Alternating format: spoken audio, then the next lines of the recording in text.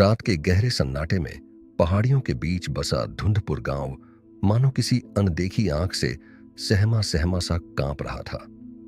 पूरे गांव में बस एक ही चर्चा थी, अग जादूगर लौट आया है। बुजुर्गों का कहना था कि अग जादूगर कोई इंसान नहीं बल्कि एक ऐसा रहस्यमयी जादूगर है जिसे सदियों पहले इस गांव से निकाल दिया गया था। लोग मानते थे कि वह परछाइयों का मालिक है, जहां उसकी परछाई पड़ जाए वहां अजीब घटनाएं होने लगती हैं।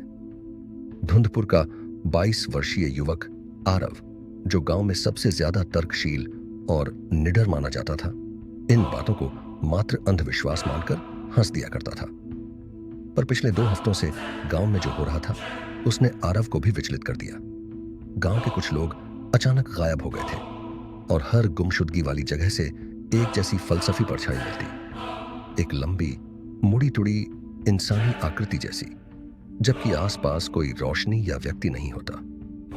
एक रात आरव देर तक खेतों से लौट रहा था।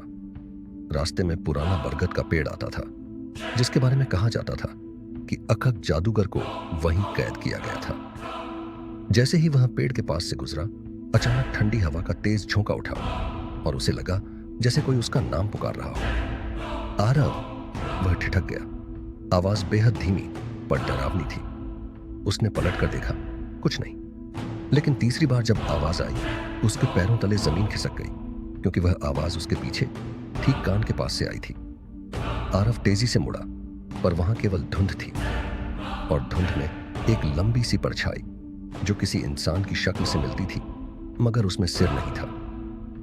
परछाई कुछ सेकंड ठहरी, फिर धुंध में गायब हो गई। आरव भागकर घर पहुंचा, पर नींद उससे कोसों दूर थी। वह बार बार सोचता रहा, यह क्या था, भ्रम या कुछ और? अगली सुबह गांव की चौपाल में सब इकट्ठा थे, लोग डरे हुए, कानाफूसी करते हुए। कल रात पंडित शिवनारायण गायब हो गए। उन्होंने पेड़ के पास से अजीब रोशनी देखी थी। अकग जादूगर वापस आ गया है।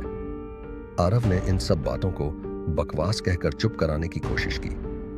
डरने से सच्चाई नहीं बदलेगी। मैं आज रात फिर उस पेड़ के पास जाऊंगा, आरव ने कहा। सब चौंक उठे। बुजुर्ग राघव जी ने चेतावनी दी, बेटा, अकग जादूगर साधारण जादूगर नहीं है। वह परछाइयों को पकड़ सकता है और जिस इंसान की परछाई वह ले लेता है, वह इंसान दुनिया से गायब हो जाता है। आरव ने उनकी बात को अनसुना कर दिया। आरव टॉर्च और मोबाइल लेकर बरगद के पेड़ के पास पहुंचा। गांव में इतने डर के बावजूद वह अकेले वहां था। धीरे धीरे धुंध गहरी होने लगी। उसने टॉर्च की रोशनी हर दिशा में घुमाई। अचानक उसे लगा कि कोई कदमों की आहट आ रही है।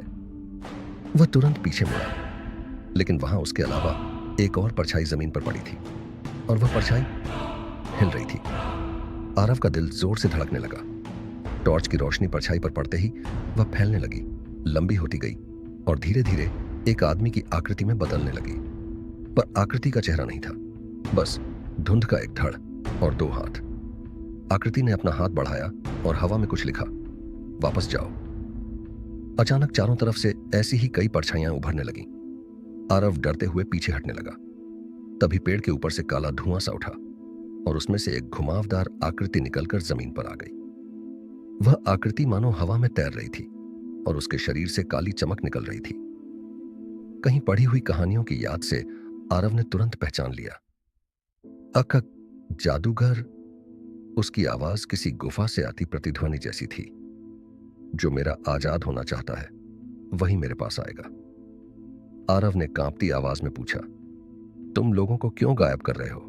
जादूगर हंसा, मैं किसी को गायब नहीं कर रहा, उन्हें अपने संसार में ले जा रहा हूं, जहां रोशनी नहीं, सिर्फ परछाइयां हैं।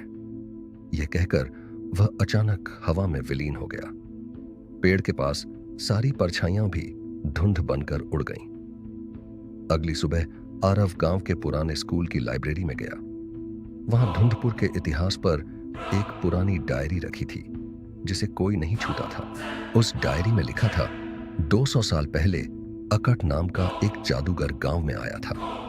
वह लोगों की बीमारियां ठीक करता, बारिश बुलाता, सूखा रोकता, पर बाद में उसने परछाइयों का जादू सीख लिया और गांव के लोगों को इस्तेमाल कर अपने लिए शक्ति इकट्ठी करने लगा। उसकी ताकत असीमित होती जा रही थी। इसलिए गांव के बुजुर्ग जादूगरों ने उसे बरगद के पेड़ के नीचे एक खास मंत्र से बांध दिया। पर डायरी के अंत में एक अजीब पंक्ति लिखी थी, जिस दिन कोई निडर व्यक्ति उसकी सच्चाई जानने आएगा, उसी दिन उसका बंधन टूट जाएगा। आरव स्तब्ध रह गया। क्या कल रात अखट जादूगर इसलिए प्रकट हुआ था क्योंकि वही निडर व्यक्ति था? तीसरी रात, अंतिम टकराव, आरव ने ठान लिया कि वह अब इस जादूगर को रोकेगा। वह शाम होते ही पेड़ के पास पहुंच गया। इस बार उसे डर नहीं बल्कि दृढ़ता महसूस हो रही थी। जैसे ही रात गहराई, वही धुंध, वही परछाइयां, और फिर अब जादूगर प्रकट हुआ। मैं जानता था तुम वापस आओगे, जादूगर बोला। तुम मेरे बंधन को खत्म कर चुके हो, अब मैं पूरी तरह आजाद हूं, आरव ने कहा। मैंने कोई बंधन नहीं तोड़ा, जादूगर ने हवा में लकीर बनाई और डायरी के आखिरी शब्द प्रकट कर दिए। तुमने मुझे खोजा, मुझे पुकारा, बस इतना काफी था। आरव समझ गया कि सारी गुमशुदगियां और परछाइयों का खेल सिर्फ उसकी हिम्मत को पकड़ने का तरीका था। जादूगर ने हाथ उठाया और अचानक जमीन से आरव की अपनी परछाई खींचकर अलग होने लगी। परछाई ऐसे तड़प रही थी जैसे जिंदा हो। आरव दर्द में चिल्लाया, रुको! अचानक उसकी निगाह पेड़ के तने पर पड़ी। वहां कुछ मंत्र चिन्ह थे जिन्हें छूते ही हल्की चमक निकलती थी। आरव ने तुरंत हाथ बढ़ाया और चिन्हों को पकड़कर जोर से दबाया। जमीन हिल गई, हवा चीखने लगी, जादूगर की परछाई टूटने लगी और उसके चेहरे पर भय उतर आया। तुम ये नहीं कर सकते, वह गरजा।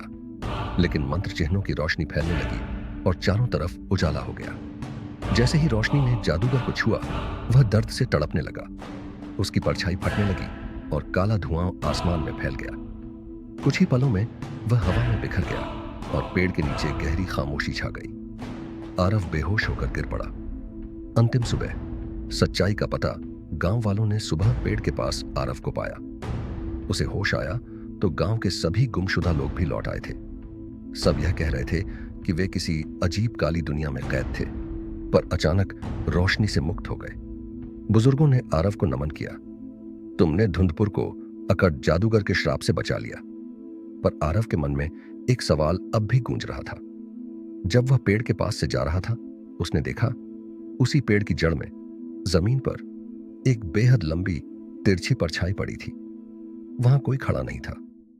आरव का दिल एक बार फिर जोर से धड़का।